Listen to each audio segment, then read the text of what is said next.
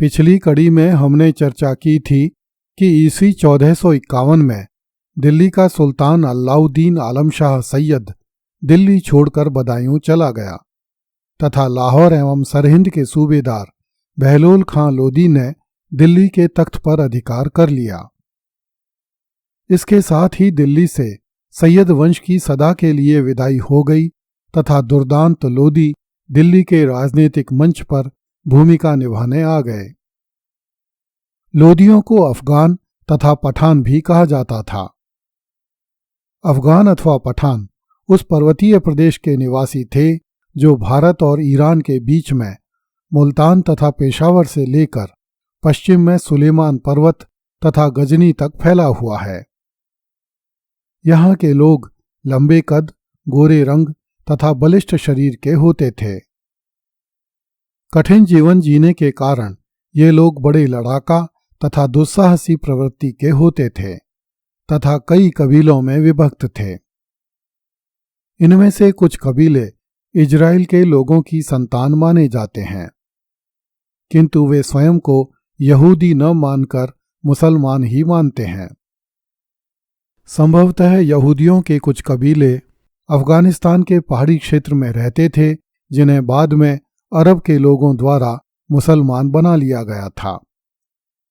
अफगानी कबीलों में से किसी विशेष कबीले की प्रमुखता नहीं थी। पशुपालन तथा घोड़ों का व्यापार इन कबीलों का मुख्य व्यवसाय था। अफगानिस्तान के कबीलों के लोगों की आर्थिक दशा अच्छी नहीं थी, इसलिए वे प्राय अपने धनी पड़ोसियों को लूटते थे।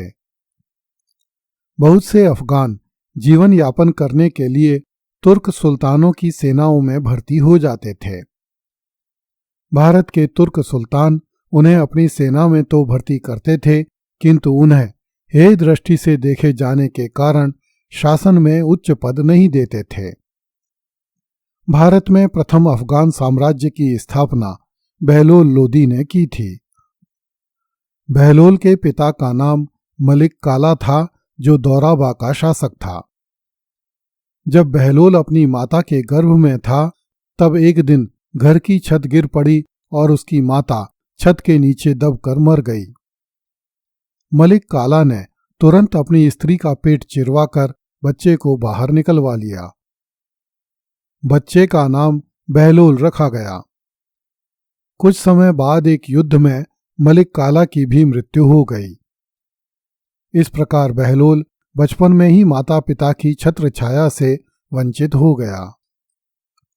उसका पालन पोषण उसके चाचा सुल्तान शाह ने किया, जो सरहिंद का गवर्नर था। बहलोल की प्रतिभा से प्रभावित होकर सुल्तान शाह ने उसे अपना उत्तराधिकारी नियुक्त किया। इस प्रकार सुल्तान शाह की मृत्यु के उपरांत बहलोल सरहिंद का गवर्नर बन गया। उसने स्वयं को दिल्ली साम्राज्य से स्वतंत्र घोषित कर दिया। सैयद वंश के सुल्तानों के समय में बहलोल लोदी की शक्ति में बहुत वृद्धि हुई। सुल्तान अलाउद्दीन आलम शाह के शासनकाल में प्रधानमंत्री हमीद खां ने बहलोल लोदी को दिल्ली का तख्त लेने के लिए आमंत्रित किया। इस प्रकार ईस्वी 1451 में बहलोल लोदी दिल्ली का सुल्तान बन गया। बहलोल लोदी वीर तथा साहसी सुल्तान सिद्ध हुआ। दिल्ली के तख्त पर बैठते ही उसने अपनी स्थिति को सुदृढ़ बनाने के लिए अपने मंत्री हमीद खां को कारागार में डाल दिया। बहलोल ने शासन के प्रमुख पदों पर अपने विश्वस्त अफगान अधिकारियों को नियुक्त किया।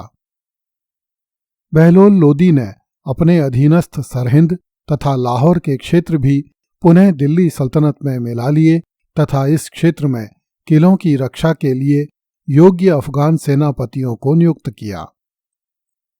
दिल्ली के निकटस्थ प्रांतों तथा जिलों में भी बहलोल ने अत्यंत विश्वास पात्र अफगानों को नियुक्त किया। इस प्रकार शासन के प्रमुख पदों पर तुर्कों की जगह अफगान छा गए।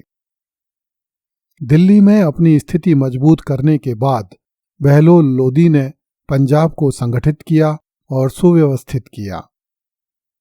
इसके बाद बहलोल ने जौनपुर के शर्की शासक पर आक्रमण किया। बहलोल को जौनपुर के विरुद्ध कठिन संघर्ष करना पड़ा, किंतु अंत में उसने जौनपुर पर अधिकार कर लिया और अपने पुत्र बारबक शाह को जौनपुर का सूबेदार नियुक्त किया। बहलोल लोदी दिल्ली सल्तनत के साधारण अमीर की हैसियत से ऊपर उठकर सुल्तान बना था, इसलिए उसने सुल्तान बनने के बाद भी अन्य अमीरों से बराबरी का व्यवहार किया। वह अक्सर कहा करता था कि मैं भी दिल्ली सल्तनत के अन्य अमीरों में से एक हूं। वैसे भी अफगानी अमीरों में सुल्तान को स्वामी नहीं समझा जाता था। जब कोई अफगान अमीर सुल्तान बहलोल लोदी से नाराज हो जाता था तो सुल्तान अपनी तलवार तथा पगड़ी निकालकर उस अमीर के सामने रख देता था और कहता था कि यदि मैं आपको अयोग्य लगता हूं तो आप मेरे स्थान पर किसी दूसरे अमीर को सुल्तान चुन लें।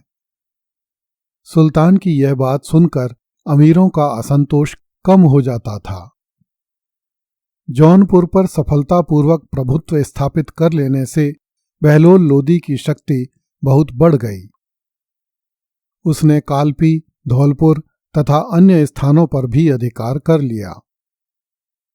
बहलोल ने ग्वालियर के विद्रोही हिंदू राजा पर आक्रमण कर दिया और उसे कर देने के लिए बाध्य किया। ग्वालियर से लौटने के बाद ईस्वी 1489 में बहलोल लोदी ज्वर से पीड़ित हो गया तथा उसकी मृत्यु हो गई। इस प्रकार वह 1451 से 1489 तक अर्थात 38 वर्ष तक दिल्ली पर शासन कर सका। तत्कालीन मुस्लिम इतिहासकारों के अनुसार बहलोल लोदी वीर तथा साहसी सेनानायक था। वह दिल्ली में लोदी वंश की सत्ता का संस्थापक था। उसका राज्य भारत में प्रथम अफगान राज्य कहलाता है।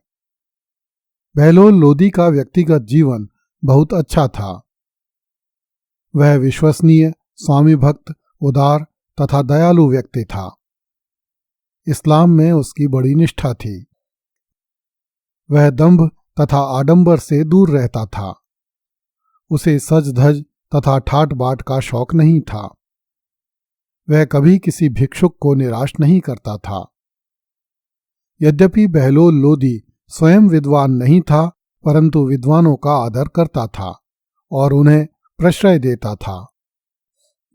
मुस्लिम इतिहासकारों की दृष्टि में वह न्यायप्रिय शासक था। उसने दिल्ली सल्तनत के खोए हुए गौरव को एक बार फिर बढ़ाया तथा प्रांतीय शासकों को अपने अधीन करके उत्तरी भारत में राजनीतिक एकता स्थापित की।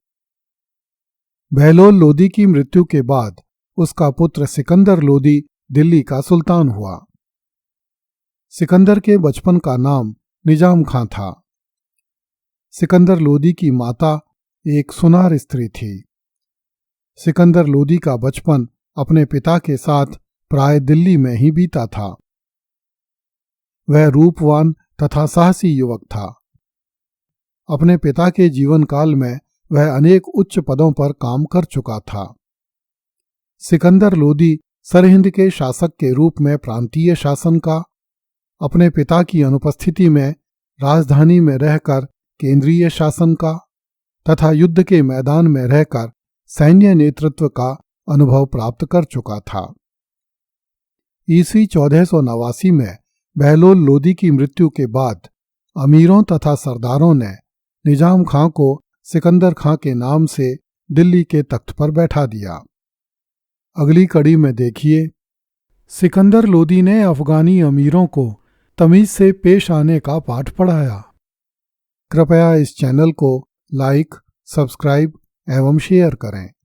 धन्यवाद।